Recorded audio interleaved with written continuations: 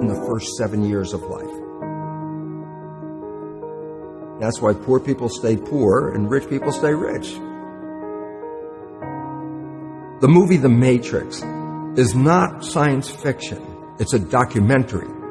Every human, and this is a fact, every human first 7 years is download hypnosis. The brain of a child under 7 is in a lower vibrational frequency. When you put wires on a person's head, you read electroencephalograph, reading brain activity. A child below 7 has a lower vibration than consciousness. It's called theta. Theta is imagination. Oh, that's how kids play a tea party with mud pies, but to them it's a real thing. A kid rides a broom, it's a horse. That's theta, imagination. Theta is also hypnosis. And the idea is this: before you can become conscious, if you don't have any programs, what are you going to be conscious of? So nature makes the first 7 years. What kind of programs are required to live on this planet? I say, how do you get them? Theta is hypnosis. You just watch. You watch your parents, you watch your siblings, and your community, because you have to learn how many 100,000 rules. Think about it. Just to be a functional member of a family and a functional member of a community, there are rules. Teach an infant these rules. I say, you don't have to. First 7 years, they observe it and just download it. Look, this is not new. I mean, there's the famous book, Rich Dad, Poor Dad. Sure. And basically said you come from a poor family and you could struggle your whole life and try to get rich, but you're not going to make it. And if you come from a rich family, you could be stupid your whole life and make it. Not because it was thinking, but it was unconscious behavior that was downloaded from rich families into kids, which is unconscious. So they're making the right moves unconsciously. If they engage their conscious mind, then they look stupid, but it's unconscious. And that's the same thing with poor people. Poor people have beliefs from the family. Oh, you can't make it, life's a struggle, things are hard, who do you think you are?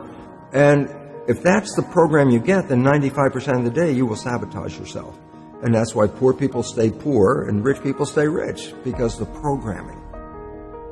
95% of our life, this is a fact, comes from those programs in the subconscious.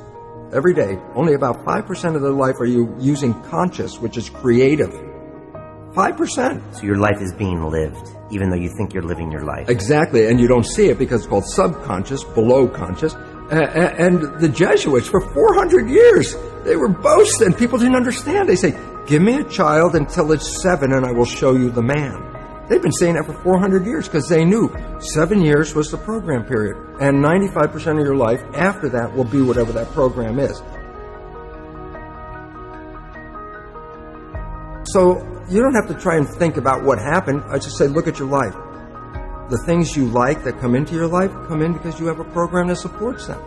But anything you struggle with, work hard at, put a lot of effort into making it happen, why you're working so hard, inevitably you have a program that doesn't support that conclusion and you're trying to override the program. So you don't need to do a lot of shrink and psychology stuff. You just look at your life and say, where am I struggling? Because wherever you're struggling, inevitably it's a program in your subconscious that does not support that destination you've been looking for.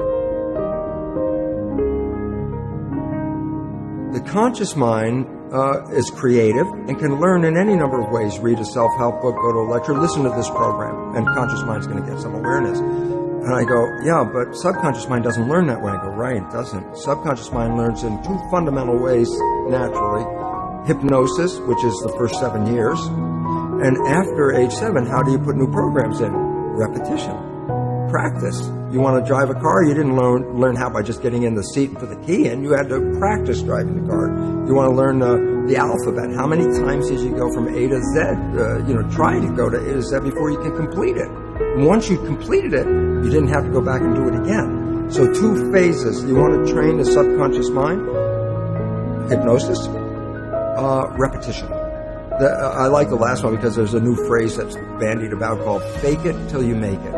Meaning, if you're not a happy person, I say, you want to be a happy person? Then repeat all the time, I'm happy, I'm happy. I say, well, you don't look happy or anything. I say, no, who am I talking to? By repetition, I'm talking to subconscious.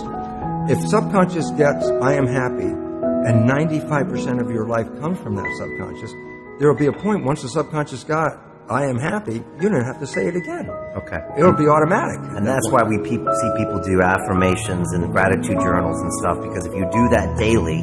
It's repetitive, and that's the secret part. Look, putting a sticky note on the refrigerator is more like a suggestion, but it's not a repetition. So it doesn't work very well. But you have to do... Repetition is a habit.